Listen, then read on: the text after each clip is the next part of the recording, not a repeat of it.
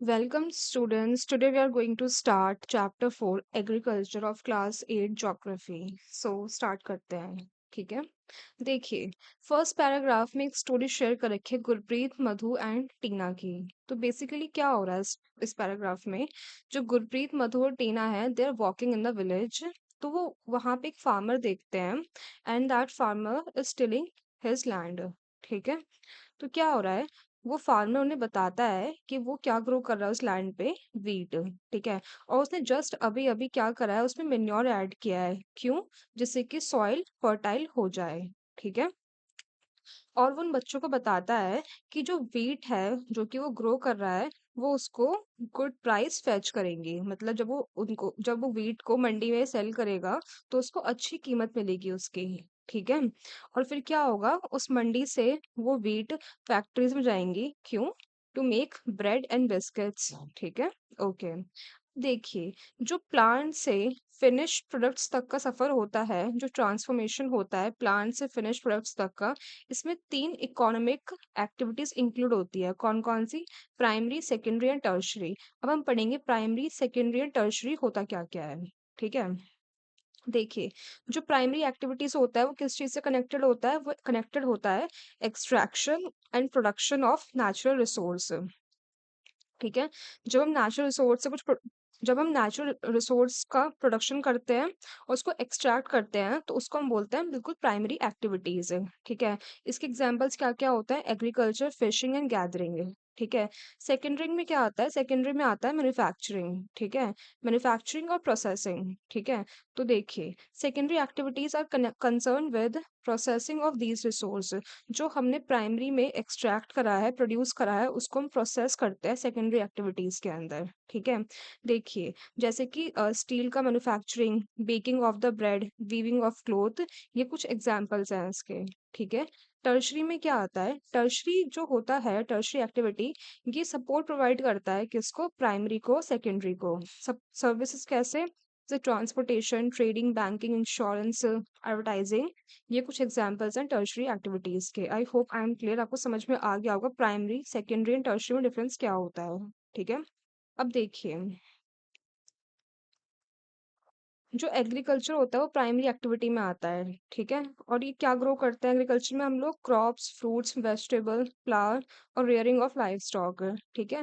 पूरे वर्ल्ड में एटलीस्ट 50% जो लोग हैं वो एग्रीकल्चर एक्टिविटी में इन्वॉल्व होते हैं, and even in India 2/3 of the Indian population जो है वो आज भी एग्रीकल्चर पे डिपेंडेंट है, ठीक है?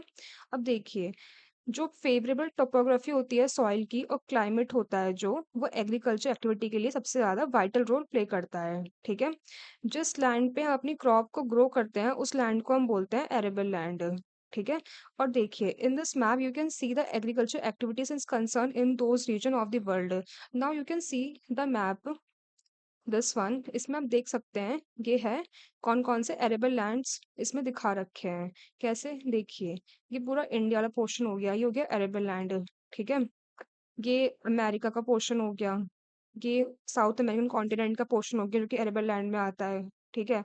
ये ऑस्ट्रेलिया का ये वाला पार्ट हो गया, ये पूरा यूरोप वाला पार्ट हो गया, ये अफ्रीका के कुछ कुछ पार्ट्स हो गए जो एरेबल लैंड में आते हैं। तो इसमें दिखा रखा है world distribution of arable land, कि मतलब जो हमारी एरेबल लैंड है जिसपे हम ग्रो करते हैं क्रॉप्स को, वो कैसे डिस्ट्रीब्यूटेड है वर्ल्ड वाइड, ठीक है? होप आई एम क्लियर, आपको तो समझ में आ गया होगा। देखिए, अब हम पढ़ेंगे डू यू नो वाले फैक्ट्स को। इसमें हम पढ़ेंगे डिफरेंट डिफरेंट कल्चर्स, कैसे डिफरेंट डिफरेंट कल्चर्स? जैसे एग्रीकल्चर, एग्रीकल्चर क्या होता है? एग्रीकल्चर मतलब जब हम कल्टीवेशन करते हैं सॉइल पे, ठीक है? मतलब हम क्रॉप्स उगा रहे हैं और हम लाइफ स्टॉक को रेयर कर रहे हैं, ठीक है? इसको हम फार्मिंग भी बोलते हैं। तो इसमें क्या, इसका मतलब क्या होता है? इसको बोलते हैं एग्रीकल्चर। मीन्स जब हम सॉइल पे एग्रीकल्चर, जब हम कल्टीवेशन करते हैं, ठीक है? दूसरा हो गया सेरीकल्चर। सेरीकल्चर में क्या आता है? इसमें कमर्शियल रेयरिंग आती है सिल्क वॉर्म्स की। इट मीन्स सेरीकल्चर से रिलेटेड टू सिल्क, ठीक है? और ये क्या करता है? ये फार्मर की इनकम को सप्लीमेंट भी करता है, ठीक है? थर्ड क्या आ गया? पिसिकल्चर। पिसिकल्चर में क्या होता है? हम फिश की ब्रीडिंग करते हैं। कैसे? हम एक स्पेशली कंस्ट्रक्ट करते हैं क्या, टैंक्स को और पॉन्ड्स को, जिसमें हम फिश की ब्रीडिंग कर सके। It's called pisciculture. हमने एग्री पढ़ लिया, हमने सैरी पढ़ लिया, हमने पिसी पढ़ लिया, ठीक है। अब हम पढ़ेंगे विटिकल्चर, ठीक है। विटिकल्चर में हम क्या कल्टीवेट करते हैं? ग्रेप्स। इससे हम बाद में क्या बनाते हैं? वाइन, ठीक है। अब हम पढ़ेंगे हॉर्टिकल्चर। हॉर्टिकल्चर क्या होता है? हॉर्टिकल्चर में हम वेजिटेबल ग्रो करते हैं, फ्लावर ग्रो करते हैं, फ्रूट्स ग्रो करते हैं। क्यों? कमर्शियल पर्पसेस के लिए, ठीक है। तो इसको बोलते हैं हम हॉर्टिकल्चर। आई होप आपको तो समझ में आ गया होगा, ठीक है। देखिए, अब हम पढ़ेंगे फार्म सिस्टम के बारे में। जो एग्रीकल्चर होता है, फार्मिंग होता है, इसको हम ऐसा सिस्टम देखते हैं। कैसे कि जैसे मतलब जब हम एग्रीकल्चर करते हैं तो हम क्या-क्या इनपुट्स हम उसमें यूज़ करते हैं, हम क्या-क्या डालते हैं जब हम एग्रीकल्चर करते हैं। हम सीड्स को यूज़ करते हैं, हम फर्टिलाइज़र यूज़ करते हैं, मशीनरी यूज़ करते हैं, ठीक है। हम लेबर यूज़ करते हैं और ऐसा नहीं होता कि हमने ये सारे इनपुट्स डाल दिए और वो चीज़ें हो गई, नहीं। हमें कुछ ऑपरेशंस भी परफॉर्म करने होते हैं। कैसे ऑपरेशंस? देखिए, हम प्लोइंग करते हैं, ठीक है। हम सोइंग करते हैं, मतलब हम बीज डालते हैं, फिर उसमें हम उस लैंड को इरिगेट करते हैं, ठीक है। फिर हम वीडिंग करते हैं, वीडिंग मतलब रिमूव करते हैं अनवांटेड अनवांटेड प्लांट्स को, ठीक है। फिर हम हार्वेस्ट करते हैं उस क्रॉप को, ठीक है। ये हो गया इनपुट, ये हो गए operations that we perform agriculture में, ठीक है। वो हमें आउटपुट्स क्या क्या मिलते हैं? हमें क्या मिलता है आउटपुट में? हमें क्रॉप मिलती है, बाद में हमें वूल मिलता है जब हम एनिमल रेयर करते हैं, उसके बाद हमें डेयरी प्रोडक्ट्स मिलते हैं, हमें पोल्ट्री मिलती है। So these are the products we get as a output, ठीक है। अब हम पढ़ेंगे फार्मिंग कितने टाइप की होती है, ठीक है। तो बेसिकली देखिए, जो फार्मिंग होती है वो दो टाइप की होती है, सबसिस्टेंस फार्मिंग और कमर्शियल फार्मिंग। इसमें डिफरेंस क्या होता है? देखिए, सबसिस्टेंस फार्मिंग जो होती है, ये सिर्फ जो फार्मर जो होता है, जो फील्ड पे क्रॉप ग्रो कर रहा है, वो सिर्फ उसकी उसके लिए और उसकी फैमिली के लिए वो क्रॉप इनफ होती है। मतलब वो उसको जाके बेचता नहीं है मार्केट में, ठीक है। ऑन द अदर हैंड, जो कमर्शियल फार्मिंग होती है, इसमें उसको मार्केट में जाके बेच के प्रॉफिट अर्न करता है इसके अंदर, ठीक है।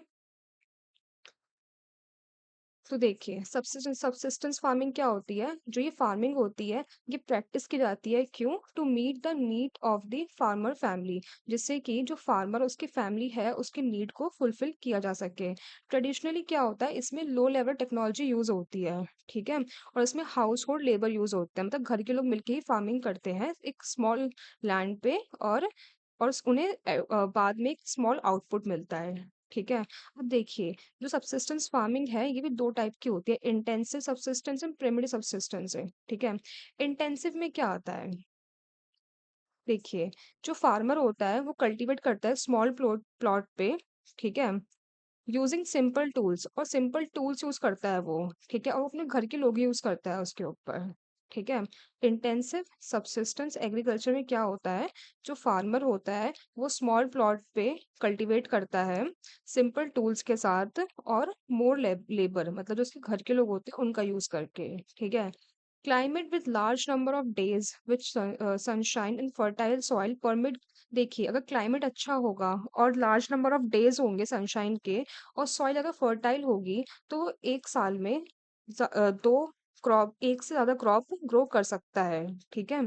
और देखिए, राइस जो होता है उसका मेन क्रॉप होता है, और राइस के अलावा कौन कौन सी क्रॉप वो कौन कौन सी क्रॉप वो ग्रो करता है? व्हीट, मेज, पल्स एंड ऑयल सीड्स, ठीक है। अब देखिए, जो इंटेंसिव सबसिस्टेंस फार्मिंग होती है, कहाँ पे प्रेवलेंट होती है? ये प्रेवलेंट होती है थिकली पॉपुलेटेड एरिया में, ठीक है। ऑफ द मॉनसून रीजन, जैसे कि हमारा इंडिया वाला रीजन हो गया, ठीक है। South, south east and east Asia. तो ये आपको समझ में आ गया होगा, क्लियर हो गया होगा कि जो इंटेंसिव सबसिस्टेंस एग्रीकल्चर होता है कहाँ प्रेवलेंट होता है? थिकली पॉपुलेटेड एरिया में, मॉनसून के, ठीक है। आई होप आपको तो समझ में आ गया होगा, ठीक है। अब देखिए, प्रिमिटिव सबसिस्टेंस एग्रीकल्चर क्या होता है? दो थे उसमें, इंटेंसिव वाला था, दूसरा था प्रिमिटिव। प्रिमिटिव मतलब होता है पुराना, ठीक है। इसमें क्या आता है? इसमें शिफ्टिंग कल्टीवेशन आता है, नोमैडिक हर्डिंग आता है, ठीक है। अब देखिए, शिफ्टिंग कल्टीवेशन क्या होता है? सी, इसमें क्या होता है, एक प्लॉट ऑफ लैंड होता है, एक प्लॉट होता है, उसको हम क्लियर करते हैं। क्लियर कैसे करते हैं? ट्रीज को गिराकर, ट्रीज को काट के, फिर उसको बर्न करके, ठीक है। हमने एक प्लॉट लिया, ठीक है। जो वहां पे ट्रीज थे, हमने उसको कट कर दिया और बर्न कर दिया। जो उसकी एशेस थी, जो उसकी राख थी, वो सॉइल से मिक्स हो गई, ठीक है। फिर उसके बाद हमने उसमें क्या ग्रो करा, हमने उसमें ग्रो करा मेज, यम, पोटैटो एंड कसावा। ठीक है। और जब जब सॉइल फर्टिलिटी लूज कर जाएगी, तो उस लैंड को फिर ये लोग अबैंडन कर देते हैं और दूसरे प्लॉट पे मूव कर जाते हैं। ठीक है। और शिफ्टिंग कल्टीवेशन को हम स्लैश एंड बर्न एग्रीकल्चर भी कहते हैं। आई होप आपको समझ में आ गया होगा कि शिफ्टिंग कल्टीवेशन क्या होता है। इसमें हम एक लैंड लेते हैं, फिर उसके ट्रीज को कट करके उसे हम बर्न कर देते हैं, फिर जो उसकी एशेज होती है वो सॉइल में मिक्स होती है, फिर हम इसमें ये क्रॉप्स ग्रो करते हैं। और जब सॉइल फर्टिलिटी लूज कर देती है, तो हम दूसरी लैंड पे मूव कर जाते हैं and we perform the same functions on that land. ठीक है। अब देखिए, शिफ्टिंग कल्टीवेशन जो होता है ये कहाँ पे प्रैक्टिस किया जाता है। ये जनरली प्रैक्टिस किया जाता है थिकली फॉरेस्टेड एरियाज में, जैसे कि अमेजोन बेसिस जो कि साउथ अमेरिका में है, ट्रॉपिकल अफ्रीका में। ठीक है। कुछ पार्ट कहाँ के, साउथ ईस्ट एशिया और नॉर्थ ईस्ट इंडिया के। ठीक है। ओके। और जो ये एरिया होता है जहाँ पे प्रैक्टिस किया जाता है, ये एरिया जो होता है यहाँ पे हैवी रेनफॉल होता है और क्विक रीजनरेशन ऑफ वेजिटेशन होता है। ठीक है। आई होप आपको समझ में आ गया वो शिफ्टिंग कल्टीवेशन क्या होता है। ठीक है। दूसरा क्या है, दूसरा है नोमैडिक हर्डिंग। ठीक है। जो नोमैडिक हर्डिंग होती है, इसमें क्या होता है, जो हर्ड्समैन होता है, चरवाहा जिसको बोलते हैं, वो प्लेस टू प्लेस मूव करता है, किसके साथ, अपने एनिमल के साथ। किस लिए, फॉडर के लिए और पानी के लिए। ठीक है। और जो उनका रूट होता है वो डेफिनेट होता है। ठीक है। और जनरली कौन से वो एनिमल्स यूज करते हैं, शिप, कैमल या गोट्स। ये कॉमनली रेयर्ड एनिमल्स होते हैं। ठीक है। और देखिए उन्होंने रेयरिंग कर दी, ठीक है, चरवाहों ने। ठीक है।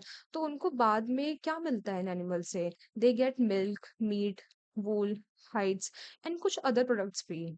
ठीक है। और देखिए जो नोमैडिक हर्डिंग होती है कहाँ पे जनरली प्रैक्टिस की जाती है, ये प्रैक्टिस की जाती है सेमी एरिड और arid region of Sahara, central Asia and कुछ part of India like Rajasthan, Jammu Kashmir. ठीक है।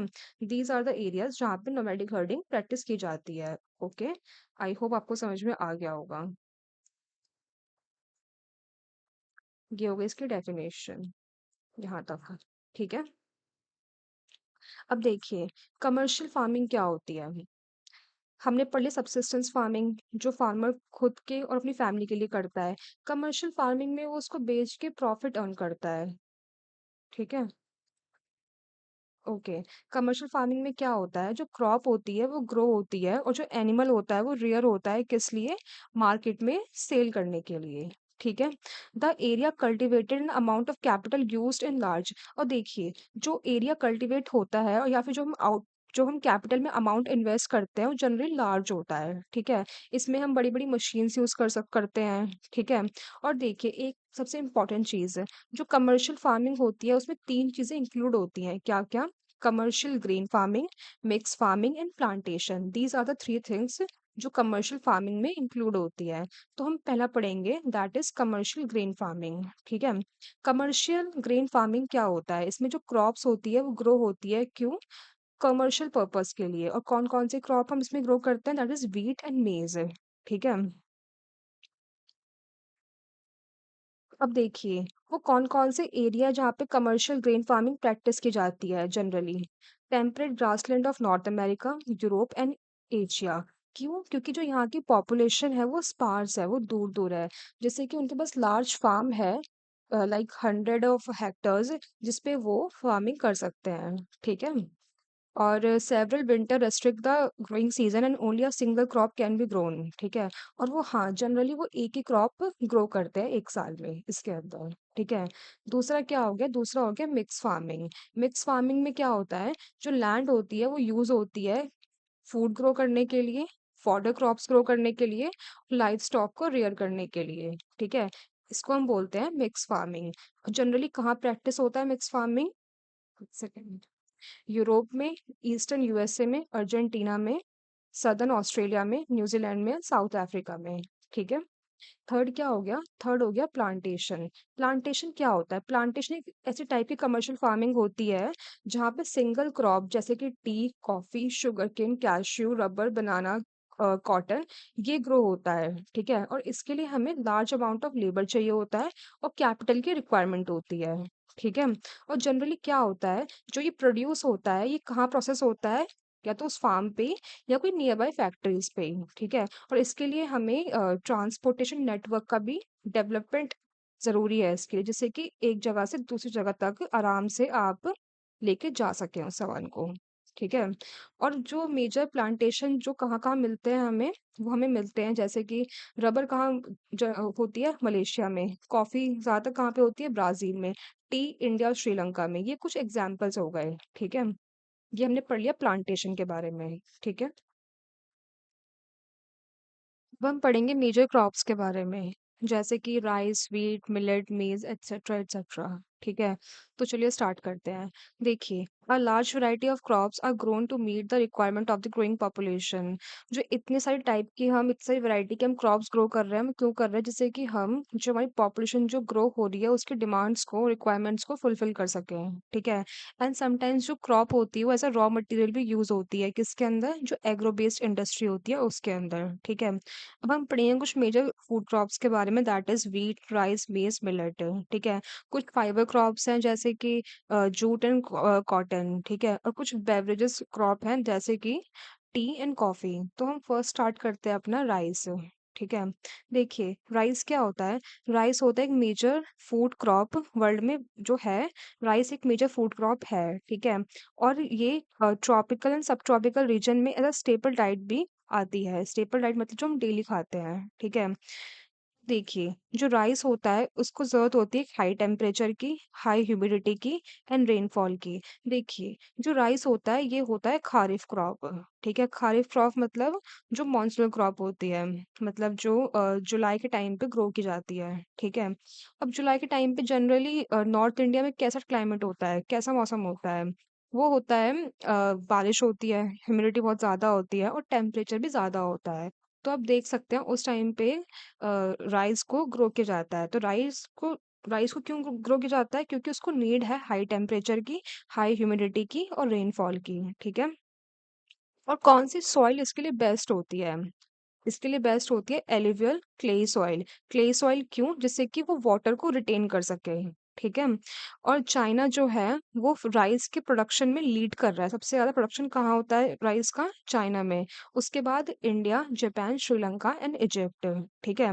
अब देखिए, अगर बहुत ज़्यादा फेवरेबल क्लाइमेटिक कंडीशंस हैं जैसे कि वेस्ट बंगाल और बांग्लादेश, तो एक साल में 2 से 3 क्रॉप्स भी ग्रो की जा सकती है, ठीक है?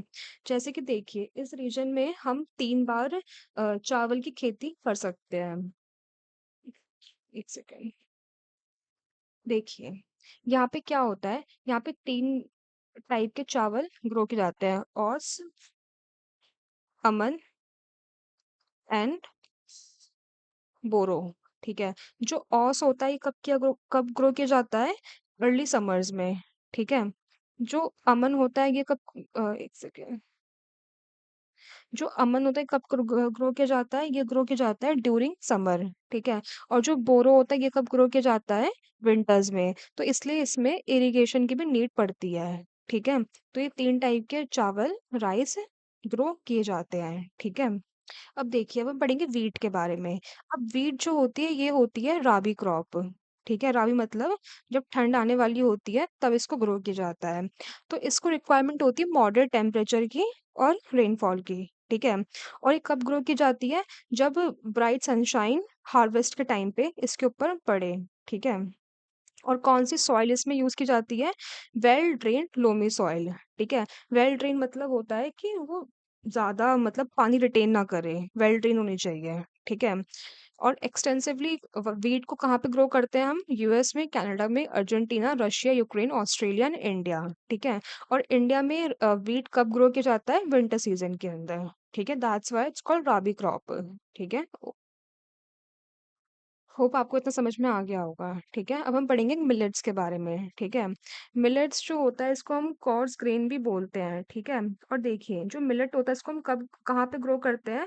अगर मान लीजिए कोई पर्टिकुलर सॉइल लेस फर्टाइल और सैंडी है, तो उस पे हम मिलेट ग्रो कर सकते हैं, ठीक है? ये एक हार्डी क्रॉप होती है जिसको लो रेनफॉल की रिक्वायरमेंट होती है और हाई मॉडरेट टेम्परेचर में भी ग्रो हो जाती है, ठीक है? और मिलेट्स कितने टाइप के होते हैं? जैसे ज्वार हो गया, बाजरा, रागी, ठीक है? ये सारे मिलेट्स के एग्जाम्पल हैं, ठीक है? और कौन-कौन सी कंट्री में मिलेट्स ग्रो किया जाता है? जैसे कि नाइजीरिया, चाइना एंड नाइजर, ठीक है? ओके। अब हम पढ़ेंगे मेज़ के बारे में। देखिए, जो मेज़ होता है इसको चाहिए होता है मॉडरेट टेम्परेचर, ठीक है? और लॉट्स ऑफ सनशाइन, ठीक है? और कौन सी सॉइल पे ये होता है? ये होता है वेल ड्रेन्ड फर्टाइल सॉइल पे ग्रो, ठीक है? और मेज़ हम कहाँ-कहाँ ग्रो कर पाते हैं? नॉर्थ अमेरिका में, ब्राज़ील में, चाइना में, रशिया, कनाडा एंड मेक्सिको में, ठीक है? अब हम पढ़ेंगे कॉटन के बारे में, ठीक है? देखिए, जो कॉटन होती है इसको क्या रिक्वायरमेंट होती है? इसको चाहिए होता है हाई टेम्परेचर, लाइट रेनफॉल और कम से कम 210 दिन होने चाहिए फ्रॉस्ट फ्री डेज, ठीक है? और ब्राइट सनशाइन चाहिए इसको ग्रो करने के लिए, ठीक है? और कौन सी सॉइल पे ये ग्रो करती है? ब्लैक सॉइल पे और एलुवियल सॉइल पे इसको हम ग्रो कर लेते हैं, ठीक है? किसको? कॉटन को, ठीक है? और China, US, India, Pakistan, Brazil, Egypt ये क्या है? ये है लीडिंग प्रोड्यूसर कॉटन के, ठीक है? और जो कॉटन है it is like one of the raw material किसका? कॉटन टेक्सटाइल इंडस्ट्री का, ठीक है? अब हम बात करेंगे जूट के बारे में। देखिए, जूट को हम गोल्डन फाइबर भी बोलते हैं और ये कहाँ पे ग्रो किया जाता है? इसे ग्रो करते हैं हम एलुवियल सॉइल पे, ठीक है? और कितना टेम्परेचर चाहिए होता है इसको ग्रो करने के लिए? इसको चाहिए होता है हाई टेम्परेचर, हेवी रेनफॉल और ह्यूमिड क्लाइमेट, ठीक है? और ये क्रॉप कहाँ ग्रो होती है? ये क्रॉप ग्रो होती है ट्रॉपिकल एरियाज में, ठीक है? और जो इंडिया और बांग्लादेश है ये है इसके लीडिंग प्रोड्यूसर किसके? जूट के, ठीक है? अब हम बात करेंगे कॉफ़ी की। देखिए, जो कॉफ़ी को कैसा एनवायरनमेंट चाहिए होता है, कैसा क्लाइमेट चाहिए होता है? कॉफ़ी को चाहिए होता है वार्म और वेट क्लाइमेट, ठीक है? और वेल ड्रेन्ड लोमी सॉइल, ठीक है? जो हिल स्लोप्स होते हैं, ये ज़्यादा सूटेबल होते हैं इसकी क्रॉप के लिए, ठीक है? और ब्राज़ील क्या है? ब्राज़ील है लीडिंग प्रोड्यूसर किसका? कॉफ़ी का। और ब्राज़ील के बाद कहाँ पे ग्रो होती है ये? कोलंबिया और इंडिया में, ठीक है? ये बात हो गई कॉफ़ी की, ओके? अब लास्ट यहाँ पे है टी। टी क्या है? एक बेवरेज है और कॉफी भी एक बेवरेज ही होता है, ठीक है? इसको क्या रिक्वायरमेंट होती है? इसको चाहिए होता है कूल क्लाइमेट और well drain high rainfall through out the year, ठीक है? For the growth of tender leaves. तो देखिए, इसको किस टाइप की सॉइल चाहिए होती है? इसको चाहिए होती है वेल ड्रेन लोमी सॉइल, ठीक है? विद जेंटल स्लोप, जो स्लोप होना चाहिए थोड़ा जेंटल होना चाहिए, ठीक है? और देखिए, इसको ना इसके लिए हमें हमें जो लेबर चाहिए होते हैं बहुत ज़्यादा चाहिए होते हैं, क्यों? क्योंकि जो टीज़ के जो टी होता है, जो उसके पत्ते होते हैं उसको हम हाथ से तोड़ते हैं, ठीक है? अब हाथ से तोड़ना है तो उसके लिए हमें लेबर ज़्यादा चाहिए, ठीक है? और बेस्ट क्वालिटी ऑफ द जो टी है वो कहाँ प्रोड्यूस होती है? वो प्रोड्यूस होती है केन्या, इंडिया, चाइना, श्रीलंका में, ठीक है? ये बात होगी मेजर क्रॉप्स की। अब हम बात करेंगे एग्रीकल्चर डेवलपमेंट की, ठीक है? अब देखिए, एग्रीकल्चर डेवलपमेंट क्या होता है? It is an effort made to increase farm production, ठीक है? जैसे-जैसे पॉपुलेशन बढ़ रही है, लोगों की डिमांड बढ़ रही है, तो उसके लिए फार्म का प्रोडक्शन का बढ़ना भी ज़रूरी है, ठीक है? तो इसके लिए हमें क्या करना पड़ रहा है? इसको हमें एग्रीकल्चर डेवलपमेंट करना पड़ रहा है, ठीक है? अब एक बात बताओ, हम इस चीज़ को अचीव कैसे कर सकते हैं? मैं बताती हूँ कैसे कर सकते हैं। या तो हम इंक्रीज़ कर दें क्रॉप एरिया, जहाँ पे हम क्रॉप को ग्रो कर रहे हैं हम उसका एरिया ही बढ़ा दें, ठीक है? या फिर हम नंबर ऑफ क्रॉप्स बढ़ा बढ़ा दें। हम 1 साल में सेम लैंड पे ज़्यादा क्रॉप ग्रो करें, ठीक है? हम इरिगेशन फैसिलिटी बढ़ा दें, ठीक है? हम फर्टिलाइज़र यूज़ करें, ठीक है? हम एचवाईवी सीड्स यूज़ करें, ओके? और क्या यूज़ कर सकते हैं? फिर इससे क्या होगा, इससे हमारी जो फूड सिक्योरिटी है, उसको हम मतलब हम फूड सिक्योर कर सकते हैं ये करने के बाद, ठीक है? अब देखिए, जो एग्रीकल्चर है has developed at different places in different part of the world.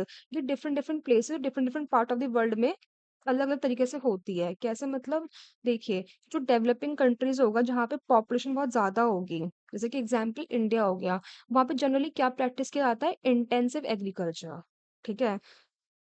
मतलब जहाँ पे जो क्रॉप्स ग्रोन होंगी वो होंगी स्मॉल लैंड के ऊपर, ठीक है? और मोस्टली क्या होता है वो सब्सिस्टेंस होती है। सब्सिस्टेंस में आपको बताया था, मतलब जो फार्मर होता है वो अपनी नीड फुलफिल करता है उस क्रॉप से, दैट्स इट, ठीक है? और देखिए, जो लार्जर होल्डिंग्स होती है, मतलब जैसे यूएस वगैरह जो एरिया होता है, वहाँ पे जनरली क्या होता है? वहाँ पे कमर्शियल एग्रीकल्चर होता है परफॉर्म, ठीक है? तो अभी हम 2 केस स्टडीज़ पढ़ेंगे, इंडिया की और यूएस की, और वहाँ से हम समझेंगे कि जो एग्रीकल्चर है डेवलपिंग कंट्री का और एग्रीकल्चर है डेवलप्ड कंट्री का कैसे डिफरेंट है और कितना-कितना उसमें डिफरेंस है, ठीक है? देखिए, अब हम पहले पढ़ेंगे फार्म इन इंडिया। इंडिया के फार्म में ये केस स्टडी है, ठीक है? देखिए, एक ना स्मॉल विलेज है आदिलाबाद करके, कहाँ पर ये विलेज है? गाज़ीपुर डिस्ट्रिक्ट, उत्तर प्रदेश में, ठीक है? यहाँ पे एक मुन्ना लाल नाम का स्मॉल फार्मर है इस विलेज में, जिसके पास कितनी फार्म लैंड है? 1.5 हेक्टर, ठीक है? उसके पास इतनी ज़मीन है, ठीक है? जो उसका घर है वो कहाँ पर है? मेन विलेज में, ठीक है? और वो क्या परचेज़ करता है? वो एचवाईवी सीड्स परचेज़ करता है, कब? एवरी अल्टरनेट ईयर में, ठीक है? जो उसकी लैंड है वो फर्टाइल है, तो इसकी वजह से वो कम से कम 2 क्रॉप तो 1 साल में ग्रो कर ही लेता है। और जनरली कौन-कौन सी क्रॉप ग्रो करता है? व्हीट और राइस और पल्सेस, ठीक है? अब देखिए जो ये फार्मर है मुन्ना लाल, ये जनरली एडवाइस लेता है अपने फ्रेंड्स से, एल्डर्स यानी बड़े से और गवर्नमेंट से रिगार्डिंग किस चीज़ के रिगार्डिंग? फार्मिंग प्रैक्टिस के रिगार्डिंग, ठीक है? तो उसने क्या करा, उसने एक ट्रैक्टर ले लिया रेंट पे। क्यों? जिससे कि वो अपनी लैंड को प्लो कर सके, ठीक है? हालाँकि जो उसके कुछ दूसरे फ्रेंड्स हैं वो आज भी ट्रेडिशनल तरीके से यानी बुलक के थ्रू प्लो करते हैं, ठीक है? अब देखिए उसके पास ना एक ट्यूबवेल भी है उसके फील्ड के पास में ही, जिससे जिससे वो रेंट पे इरिगेट करता है अपनी फील्ड को, ठीक है? अब देखिए, जो मुन्ना लाल है, उसके पास 2 बफ़ेलो भी हैं और कुछ उसके पास हैंस भी हैं, जिसका वो जो बफ़ेलो है, जो मिल्क है, वो सेल करता है कहाँ पे? कोऑपरेटिव स्टोर पे, ठीक है? जो उसके टाउन के पास में ही है, ठीक है? और देखिए, जो ये मुन्ना लाल है, he is also a member of the cooperative society, ठीक है? जो कोऑपरेटिव सोसाइटी है, वो उसको एडवाइस करती है कि आपको अपने एनिमल को कौन-सा फ़ॉडर फ़ीड करना है, ठीक है? और आप उसके हेल्थ को कैसे प्रोटेक्ट कर सकते हो किसकी? लाइवस्टॉक की, ठीक है? अब देखिए जो जितने भी मेंबर्स हैं उसकी फैमिली के मुन्ना लाल के वो उसको हेल्प करते हैं उसकी फार्म की एक्टिविटीज में, ठीक है? और कभी-कभी वो क्या करता है वो बैंक से लोन भी लेता है किस चीज के लिए? बैंक से भी और कोऑपरेटिव सोसाइटी से भी किस चीज के लिए? एचवाईवी सीड्स खरीदने के लिए, ठीक है?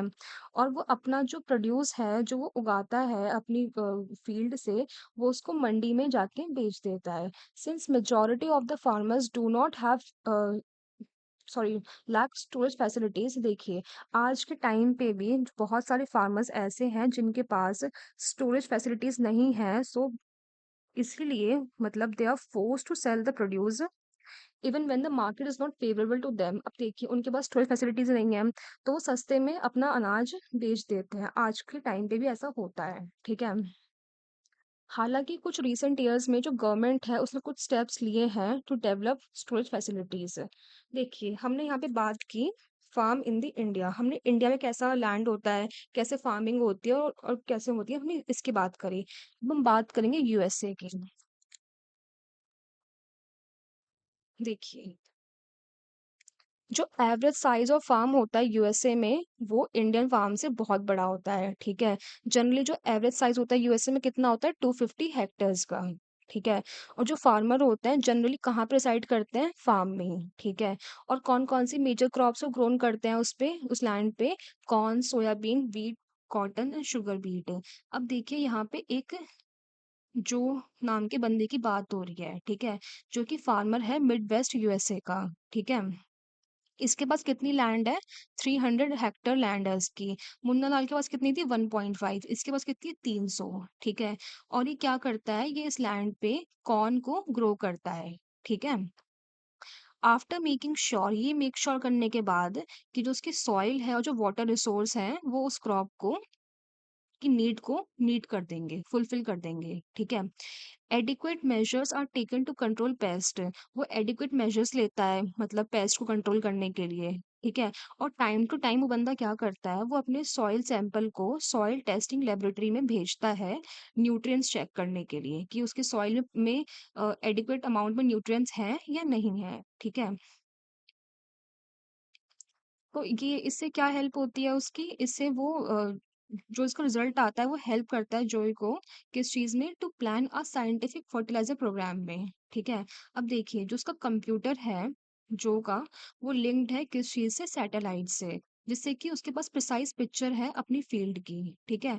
और वो उसको हेल्प करता है केमिकल फर्टिलाइजर और पेस्टिसाइड्स यूज करने में, ठीक है? वो ट्रैक्टर्स यूज़ करता है, वो सीड ड्रिल्स यूज़ करता है, लेवरर्स यूज़ करता है, combined harvester and thresher use करता है to perform various agriculture operations, ठीक है? जो उसका ग्रेन है वो कहाँ स्टोर होता है? ऑटोमेटेड ग्रेनर स्टोरेज में, ठीक है? और डिस्पैच होता है मार्केट एजेंसीज में। तो बेसिकली यहाँ पे क्या देख पा रहे हैं, जो फार्मिंग है यूएसए में it's more like a business, ठीक है? ना कि इंडिया की तरह जहाँ पे पीजेंट फार्मिंग होती है, ठीक है? हमने यहाँ पे कंप्लीट करी अपनी केस स्टडीज और यहाँ पे होता है आपका chapter complete. I hope I am clear. अगर आपको कोई डाउट है तो you can ask me in the comment section, ठीक है? And thank you so much.